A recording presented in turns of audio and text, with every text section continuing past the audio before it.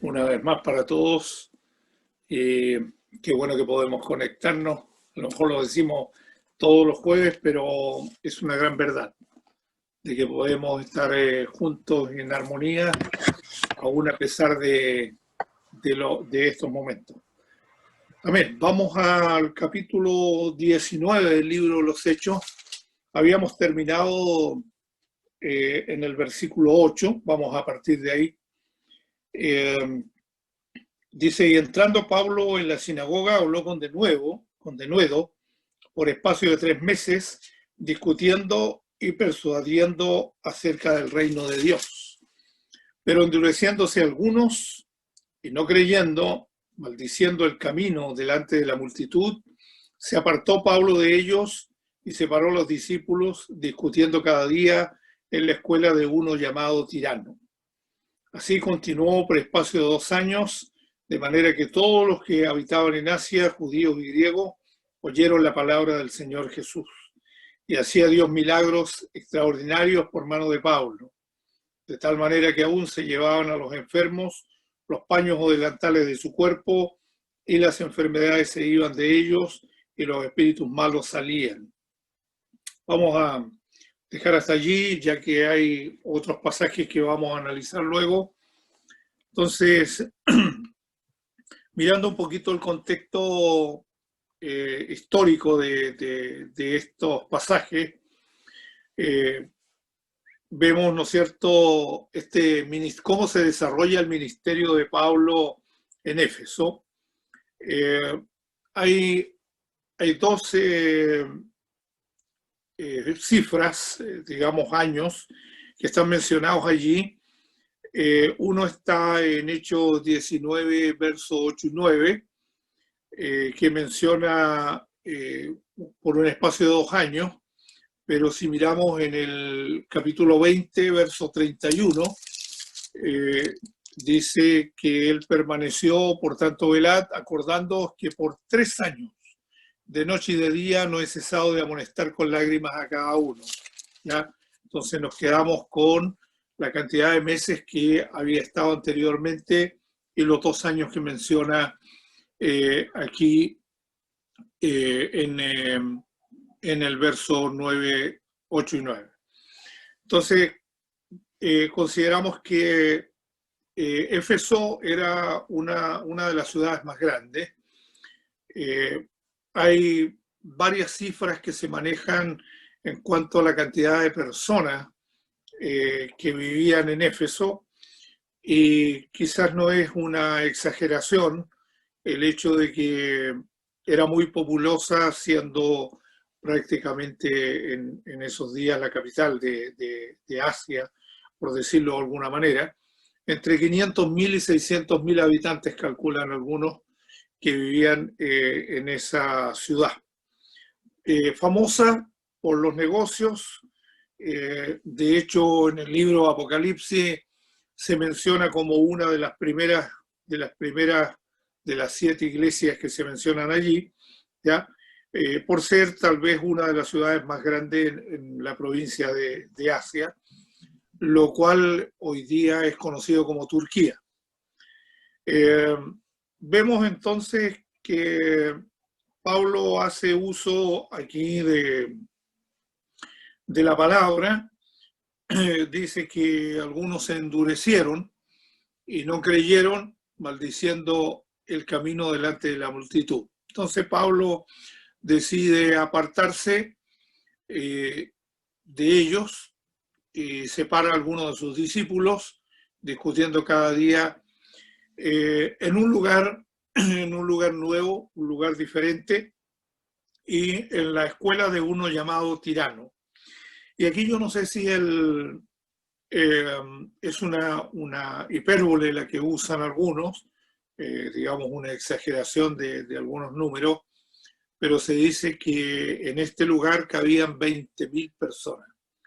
Eso es lo que mencionan algunos comentarios, que cabían 20.000 personas en este lugar donde se podía hablar a una enorme multitud, ¿ya? Entonces, nosotros vemos que Dios comienza a hacer milagros a través de Pablo y lo primero que vemos entonces son estas discusiones que hay y aquí tal vez es muy posible que el número que mencioné está relacionado con lo que dice el verso 10, de manera que todos los que habitaban en Asia, judíos y griegos, oyeron la palabra del Señor Jesús. O sea, estamos hablando de una provincia bastante amplia, donde escuchan entonces los milagros, donde escuchan las palabras, donde ven que Pablo ahora está discutiendo cada día en un lugar mucho más amplio. Se dice que este lugar era muy famoso por las conferencias, un edificio donde una persona de pie podía dar un discurso a los estudiantes que escuchaban y tomaban algunas notas de ellos, ¿ya?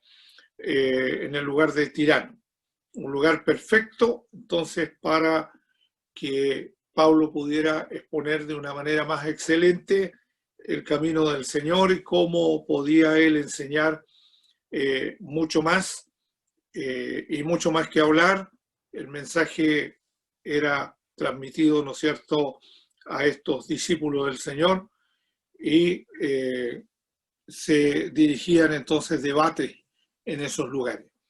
Se piensa que mucho más puede aprender una persona no solamente escuchando, sino debatiendo, ¿ya? Hoy en día quizás son muy comunes en algunos lugares, en especial en las universidades, los temas de discusión. Hay algunas películas que marcan eso, Dios no está muerto, por ejemplo, que marca eso dentro de las universidades, cómo se puede discutir, especialmente con algunos temas que van mucho más allá en cuanto a la filosofía y en cuanto a la ciencia, y cómo la palabra del Señor se puede refutar también a través de la palabra. Bien, entonces vemos que ocurren todas estas cosas y nos encontramos en el verso 12 con un tema bien particular, porque dice que se llevaban a los enfermos los paños o delantales de su cuerpo y las enfermedades se iban de ellos y los espíritus malos salían. Aquí, ¿por qué digo que es interesante esto? Porque hoy en día se usa un poquito al revés esta situación donde la gente lleva los paños o la ropa, digamos, a los templos o a algunos lugares para que oren por las personas. Entonces debemos considerar que en un principio obviamente que no fue así, ¿ya? Los paños o delantales que Pablo usaba frecuentemente, dice, para algunas cosas de su oficio también, ¿ya? Los llevaba a la gente hacia los enfermos y también a los que estaban con algún espíritu inmundo, ¿ya? Y aquí comienza una nueva situación, porque algunos de los judíos exorcistas ambulantes dice que intentaron invocar el nombre del Señor Jesús sobre los que tenían espíritus malos, diciendo: os conjuro por Jesús, el que predica Pablo. Había 7 hijos de un tal Esceva, judío, jefe de los sacerdotes, que hacían esto, pero respondiendo el espíritu malo dijo: a Jesús conozco y sé quién es Pablo, pero vosotros quiénes sois. Y el hombre en quien estaba el espíritu malo, saltando sobre ellos y dominándolos, pudo más que ellos, de tal manera que huyeron de aquella casa desnudos y heridos. Y esto fue notorio a todos los que habitaban en Éfeso, así judíos como griegos, y tuvieron temor todos ellos, era magnificado el nombre del Señor Jesús. Vemos una situación que quizás la hemos comentado en algunas ocasiones acerca el poder, no solamente de la palabra, sino del nombre del Señor Jesús. Aquí se presenta esta situación que en ninguna manera trae polémica, sino más bien trae un buen resultado, que ya lo vamos a ver, debido a que estos hijos de Seba, judío, dice jefe de los sacerdotes, la verdad es que muchas personas han buscado una relación que tenga que ver con el sacerdocio de algún Esceva y no lo han encontrado en sí. Entonces es muy posible que también se atribuyeran el nombre de este sacerdote o supuesto sacerdote para, en nombre de él, hacer alguna ganancia, en nombre de alguien que a lo mejor pudiera ser conocido. Pero se ha buscado algún vestigio y no ha sido hallado. Entonces vemos que estos hijos de este Seba, ¿ya?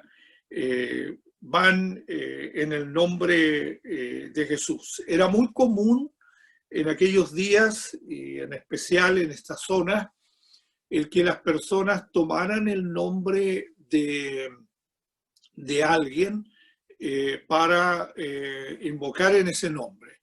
Estamos hablando de dioses paganos y de todos aquellos que podían invocar en alguna medida. Entonces, consideraron también que invocar el nombre de Jesús, de quien Pablo estaba hablando, y que toda Asia había oído acerca del nombre, y le habían visto también a él pues, hacer milagros y que los espíritus inmundos salían, y estos entonces se atribuyeron también a esta situación, y dijeron, bueno, en el nombre de Jesús que predica Pablo, también nosotros lo podemos hacer. El tema aquí tiene que ver con la relación, ¿ya? No es simplemente el nombre, sino la relación que hay. Y la relación que hay con Jesús tiene que ser una relación directa de una vida dedicada, ¿no es cierto?, a la adoración y a conocer bien al Señor. Y estos no tenían ninguna de esas características, sino que simplemente invocaban el nombre. Y quisieron ir, el espíritu inmundo tenía más conocimiento que ellos, porque le manifestó rápidamente que Jesús conocía y también sabía quién era Pablo, ¿ya? Así que saltando sobre ellos, el hombre los desnudó y los golpeó fuertemente, ¿ya? Huyeron entonces de aquella casa. Esto pasó a ser conocido en todo Éfeso y todos tuvieron temor. Pero aquí es donde se produce la otra parte que quería comentarles, porque muchos de los que habían creído venían confesando y dando cuenta de sus hechos. ¿Qué era lo que confesaban ellos? Lo que venían haciendo con magia y con algunos otros subterfugios, ¿ya? Porque el verso 19 nos aclara un poco el tema, dice asimismo, muchos de los que habían practicado la magia trajeron los libros y los quemaron delante de todos. Y hecha la cuenta de su precio, hallaron que era 50.000 piezas de plata. Algunos han sacado cuentas de la cantidad que pudiera ser este precio y se ha hallado que son alrededor de unos $10.000. Es decir, unos 7.700.000 pesos en la actualidad, que sería bastante dinero, más que el 10% si uno lo considera de esa manera, ¿ya? Entonces, no era poco, hecha la cuenta de este precio, de lo que habían ellos quemado, y así crecí y prevalecía poderosamente la palabra del Señor. Ya pasamos entonces al hecho de que Pablo comienza a sentir una inquietud en su espíritu de poder ir a Jerusalén, después de recorrer las ciudades que ya él había estado, Macedonia, Acaya, y después que haya estado allí, le era necesario también ir a Roma. Ya comienza él a expresar lo que quiere hacer, y envió entonces a dos ayudantes o discípulos, a Timoteo y a Erasto,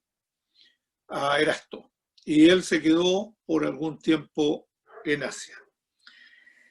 Y aquí se produce una situación también compleja, porque comienza un disturbio a partir del versículo 23, que no era pequeño, acerca del camino. Así era como le llamaban a el reino del Señor, o el reino de Dios, o los que anunciaban, ¿no es cierto?, el camino más excelente de parte del Señor, ¿ya? Y un platero, dice, llamado Demetrio, que hacía plata, hacía templecillos de Diana, daba no poca ganancia a los artífices, los cuales, reunidos con los obreros del mismo oficio, dijo: varones, sabéis que de este oficio obtenemos nuestra riqueza, pero veis y oís que este Pablo, no solamente en Éfeso,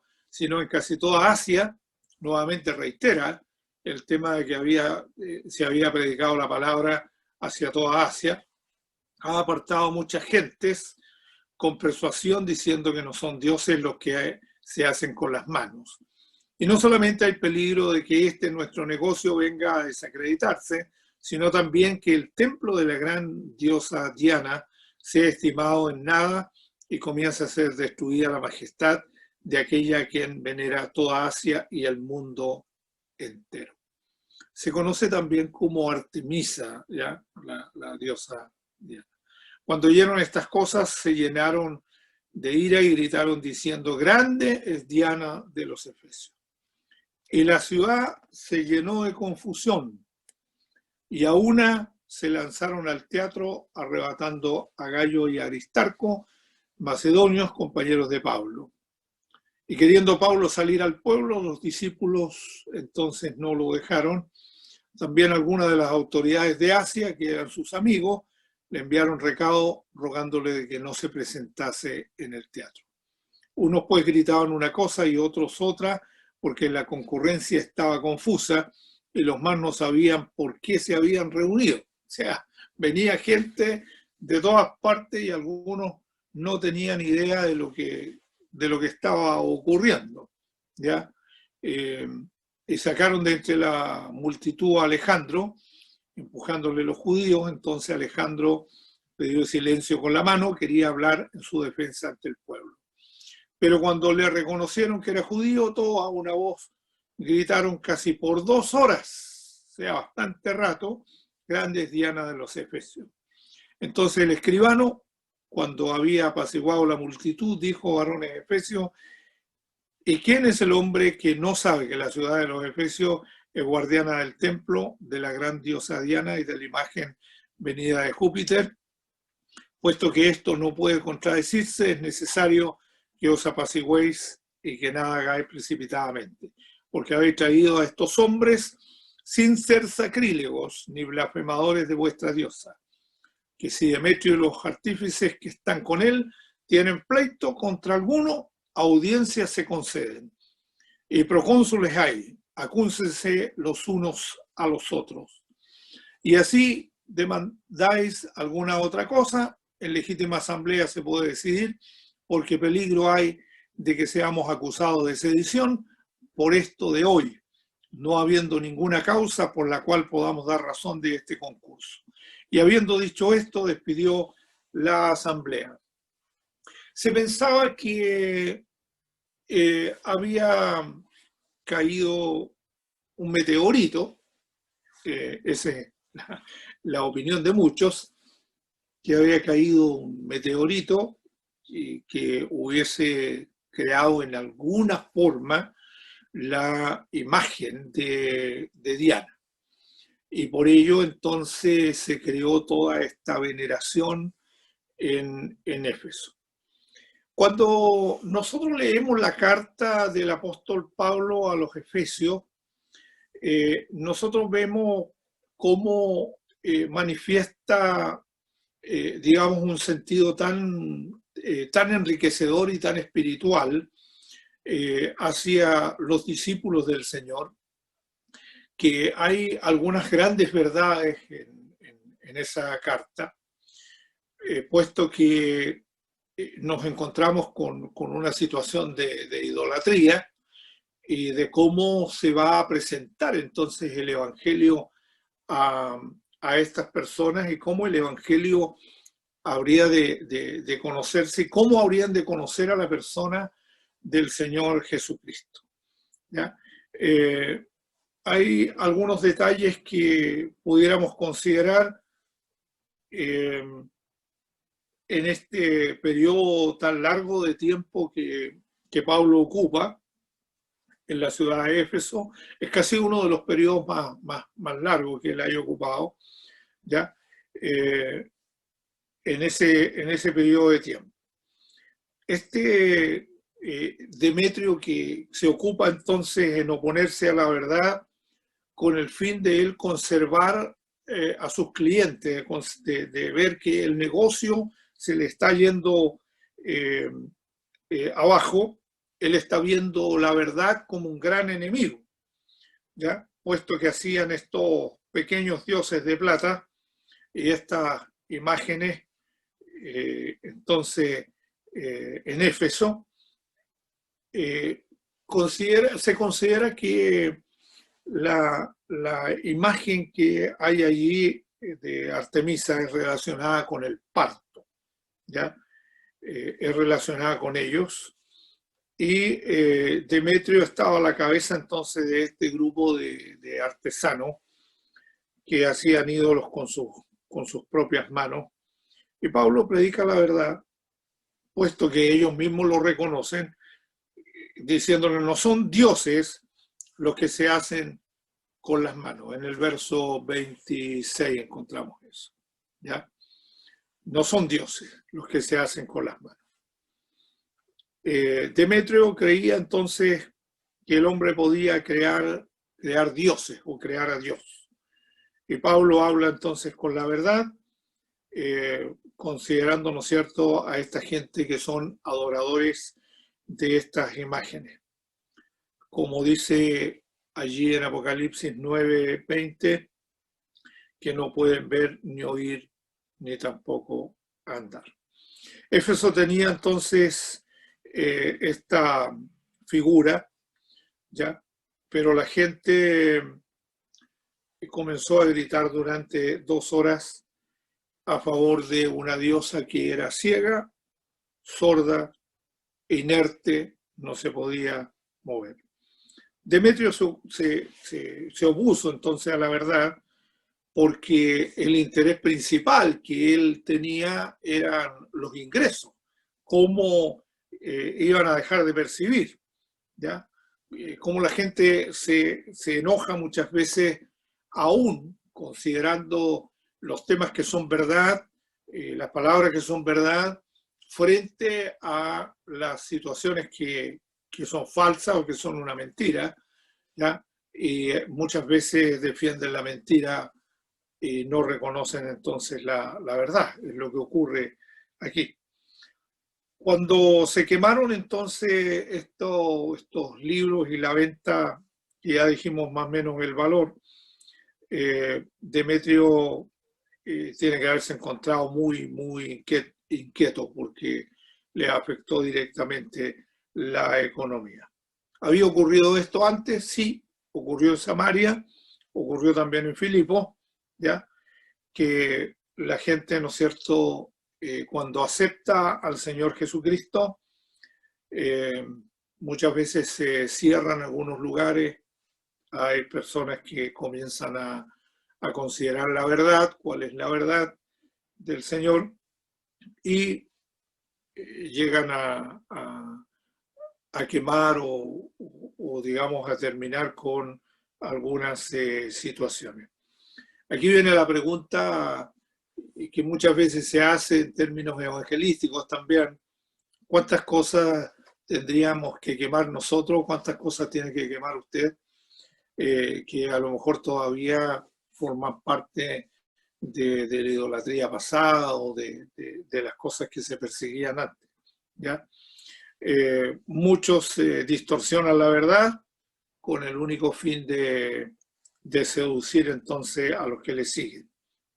Este Demetrio se opuso al Evangelio, como ya lo dije, porque le echaba a perder prácticamente su negocio.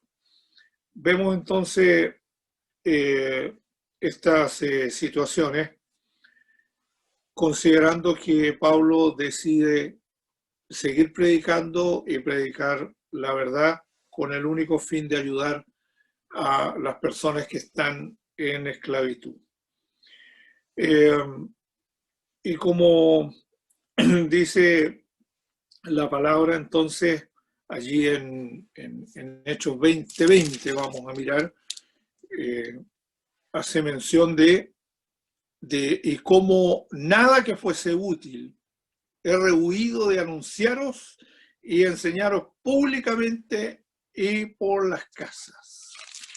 Nada he rehuido.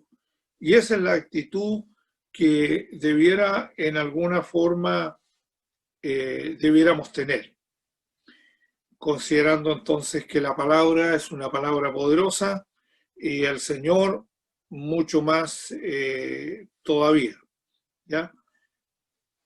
Para considerar entonces esta situación, Pablo tiene una actitud de poder salir de en medio de ellos.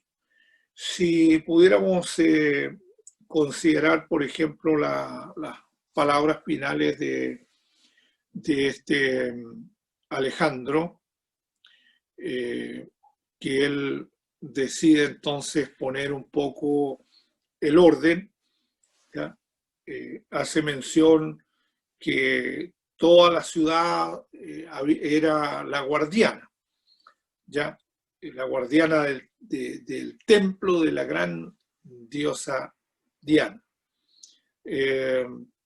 Habían 13 ciudades de Asia que tenían una participación activa en el templo de Diana. Y ese edificio lo habían encomendado entonces a la custodia de los efesios. Y aquí está este varón, ¿no es cierto?, mencionando en medio de una reunión muy tumultuosa que las cosas se podían resolver en una legítima asamblea, no hacer un alboroto como el que habían hecho, porque podían ser acusados de sedición. Recordemos que tomaba parte del Imperio Romano allí. Entonces, estaban haciendo prácticamente un gran escándalo, ¿ya? Aquí vemos que en cuanto a la iglesia, tienen que ver, ¿no es cierto?, considerar en alguna manera que la iglesia tiene una palabra y los predicadores del Señor tenemos en sí una palabra de verdad, una palabra que transforme, que cambie vidas, y en ello muchas veces vamos a encontrar y hemos encontrado oposición en medio de la ciudad por situaciones similares, ¿ya? La gente que se convierte, lo hemos visto en algunos lugares, se cierran bares, jóvenes salen de las drogas, en fin, hay gente que abandona y deja muchas cosas por servir a Cristo, y a veces las propias familias los echan, los sacan. También vemos que mucha gente se opone a ello. No es un tema menor. Ocurrió antes, ocurrió en Éfeso y sigue ocurriendo en las ciudades del mundo donde se predica el Evangelio de Cristo. Entonces ya vamos a pasar el próximo jueves al capítulo 20 del libro de los Hechos. Yo le recomiendo que usted lo lea para que así podamos ir avanzando. Nos estarían quedando muy pocos capítulos para llegar, ¿no es cierto?, a estas conclusiones interesantes que hemos visto en ello. Dios nos ayude y Dios nos bendiga grandemente. Vamos a orar al Señor. Padre, queremos darte gracias. La obra de tu Espíritu se sigue realizando. Sigue habiendo, Señor, una palabra de vida, una palabra de esperanza. Cada uno de nosotros tenemos en nuestro ser, en nuestro interior, una palabra que compartir con otros. Ayúdanos, bendito Dios, para que se vuelvan a hacer las sanidades, los milagros y las obras grandes que tú has realizado en el pasado, sigan siendo en este presente como también en un futuro, porque tú eres el mismo de ayer, de hoy y por los siglos. A ti sea honor y gloria en el nombre de Jesús. Amén y amén. Dios les bendiga grandemente.